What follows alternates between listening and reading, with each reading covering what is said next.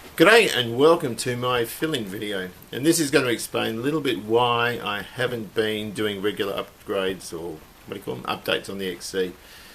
Normally we do one every fortnight, pardon me, or so, but of course I haven't had time to do it because there's been all sorts of things that have got into the way. Now the first thing I would guess is my job, and I'm not complaining about my job. I'm very lucky I've got a good job, but work this year has been absolutely chaotic. It's easily the busiest year I've had at the college in the last almost 15 years of being there. Of course, then we had something unplanned. We had a flood inside and water going down both sides of the laundry walls from the upstairs bathroom, and that's done about $5 grand worth of damage. So that's been an insurance gig, and there's been all sorts of bits and pieces we've had to do there as well. I had camera dilemmas, and I'm using this little point and shoot thing. Because the other camera I had still works well, but the resolution's crummy, and so I wanted to do at least 1080, and I bought another camera to do that, and the sound is woeful. It sounds like I'm speaking on the telephone, and you'll see bits and pieces of that in this video, and so I'm not going to use that. So there's been camera issues and other bits and pieces as well. Of course, the engine. Now, I had the clearancing issue I've been rattling on about now for probably 6 weeks or so. That's at the engine reconditioners at the moment. And it might mean there was a problem with the thrust, the centre bearing on the block, where thrust is taken. The clearance was, I reckon, a little bit over 2,500, which I wasn't happy with. And so the reconditioner's got it again, and he's probably going to have to regrind it, but he's going to measure it properly. I was using plastic gauge. He's going to get his marks out and do it properly. And so that should be alright. And of course, then I had the junkyard engine. And the junkyard engine I was going to recondition for my XD, but there was a couple of tiny little cracks up on one of the decks. So I sourced another block, and of course had that board, bought parts for that. So the engine in the XC was supposed to be a re-ringer. It's not going to be a re-ringer. It's a full rebuild with new pistons, everything, and the other one is as well. So that's just blown me out of the water as well. But probably shouldn't have taken on two, but I needed to do it anyway, and I thought, while I'm doing engines, I might as well do two instead of one. I digressed a little bit, got some old hi-fi stuff, mucked around with that, and of course the floor in the shed had rotted, and we couldn't keep things in the shed. A lot of things were destroyed from water getting in, that sort of thing. And there is a raft of stuff, and of course a lot of it's in here and on the back porch as well. And I mean, there's even things like this, a cymbal, and there's a drum kit and all sorts of things which I never used. So that's where I've been. It's been busy. So at the end of the day, now the floor's almost done, nearly finished that, so we can put stuff back in there. Should have the engine back for the XC in the next week or so, and I can start rebuilding it. Then I can get a new clutch fork for it and a flywheel. Need a flywheel as well. And then of course we can stick the engine in the car at last, but I still want to sort the brakes out before I do that. So the work will progress, and I think the original, there were 3 deadlines, which were just tentative muck around deadlines. One was the shell had to be painted before Easter. Well, it was 2 weeks late, but I got it done. The second deadline I had was a case of having the car as a drivable shell by the end of the year, and that's doable, sort of, but who cares?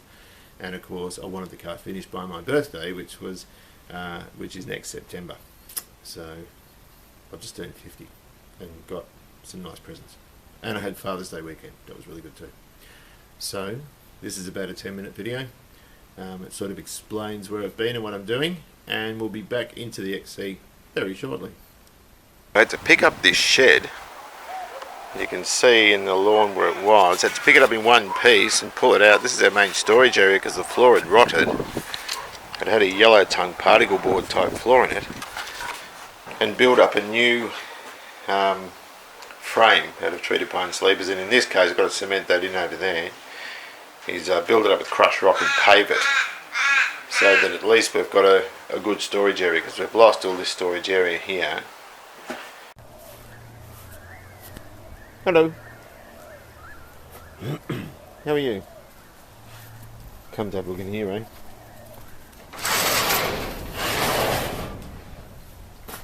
Right, so I've chucked a cubic metre of crushed rock down here. I've sort of been trying to push it down. I wet it and sort of pushed it down. It still feels a little bit not quite there yet, but I've thrown the sand in here to stop the cat having a wee.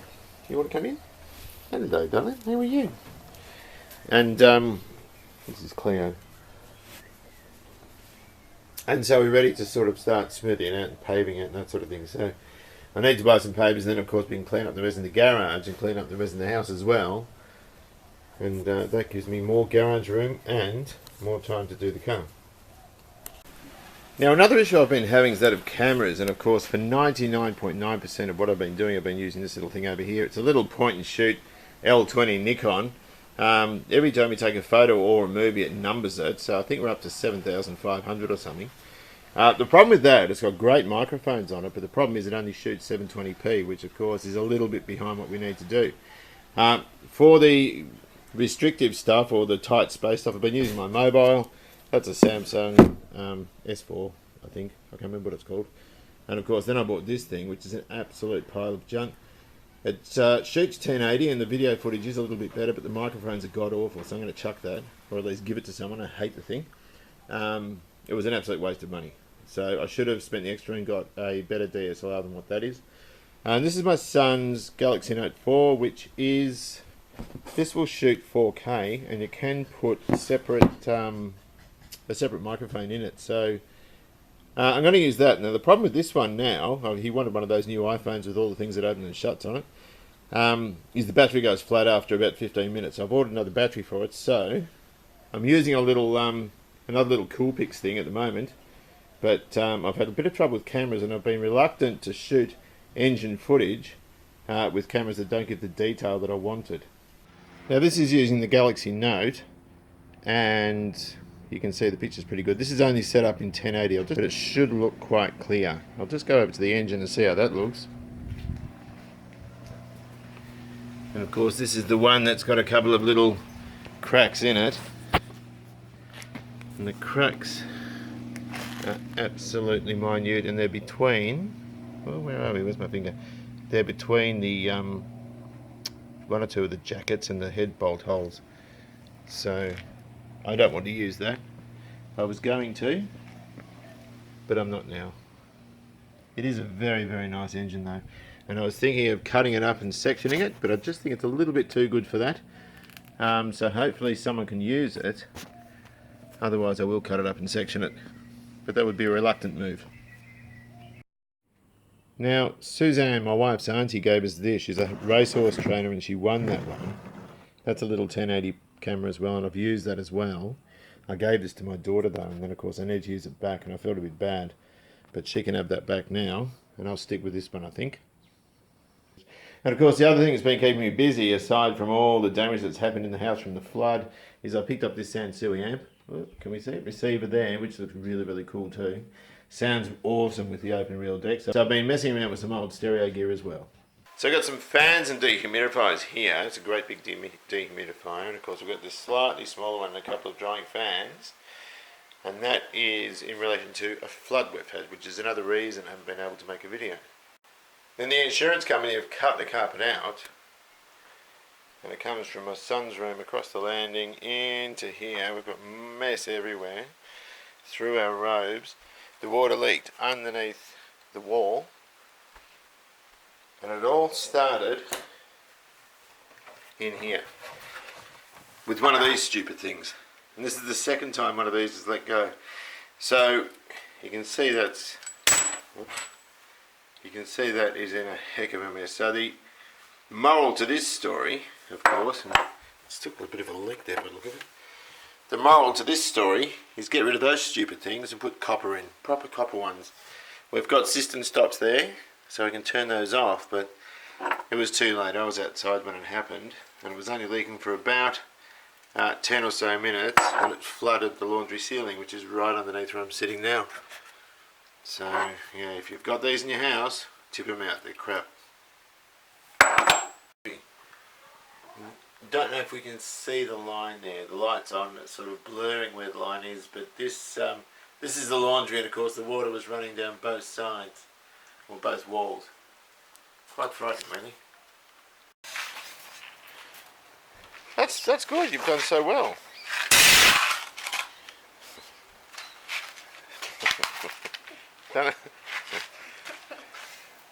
Very good. Sand. Lots and lots of sand. More sand. Well, I've thrown a metre of crushed rock down. This sand's just all sort of sitting here because I don't want the cat to pee on it. So I've sort of put it in here so I can shut the door, but we'll let that all settle. I've whacked it down as hard as I can. We'll go get some pavers and put some sand down, screed it off against that conduit, and we'll pave it in here. We'll pave in here, and then of course we can start moving stuff back in. But the original problem was that we levelled part of the backyard and it made the ground level too high, which is why it wouldn't allow the floor of the old shed, or the old base I should say. But I'm going to dig out along here and I'll put a strip drain in, run it across the front, and should be nice and dry in here. Well, here we have an 18 litre 24 cylinder Commodore. Well, really it's a 6 litre 8 cylinder, but in the boot we have two 351s. Now these are not inclusive of the engine that's going in the XC. That's in the engine reconditioners again, having the clearance issue checked out. Now this one's the junkyard 302 engine I had, or I've got. It's been hot tanked and crack tested. It's been set the decks machined. But there are a couple of very, very small cracks between the jacket and the cylinder head. What do you call it? Where the cylinder head bolts go. Now that's not uncommon for these, and a lot of people do use them in that condition, and I was going to use it because, well, you can, but I've decided against it and bought this one. And this is out of a 1981 ZJ Fairlane.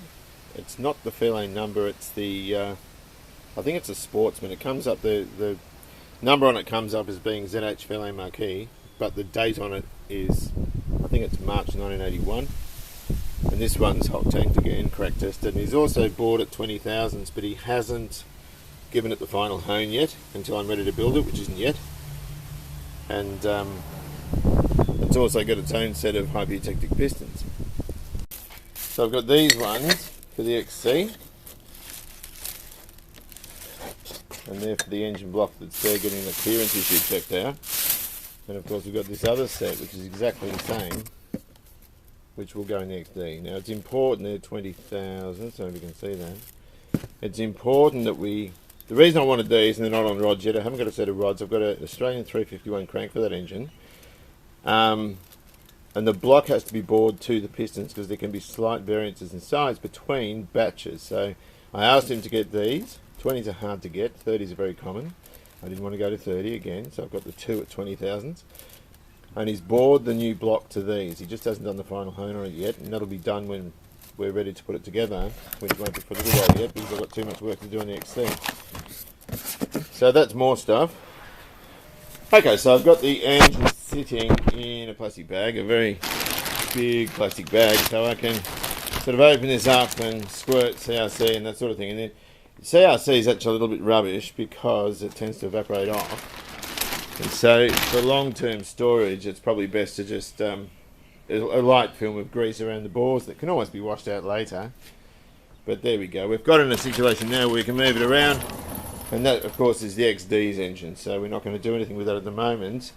Together with that, and this is a terrible way to store a crank, it hasn't been ground or straightened or anything like that. That's a good 351 crank, and it's an Aussie crank, and that one tested okay. So we've got the NFG one over there, which is buried down here, and that's going to be good for holding letterboxes up, so I've got to dispose of that. So I've got a very lightly cracked block, which is usable, but I've got this crank here, which apparently was usable, but it's not really, because there was a batch of them, I'm told, that were breaking in 1977, and that would be one of them. So there you have it, the reason I've been so late delivering instalments on the XC restoration, but we will be back soon with more in the next fortnight or so. So thanks very much for watching, drive safely, and I'll see you later.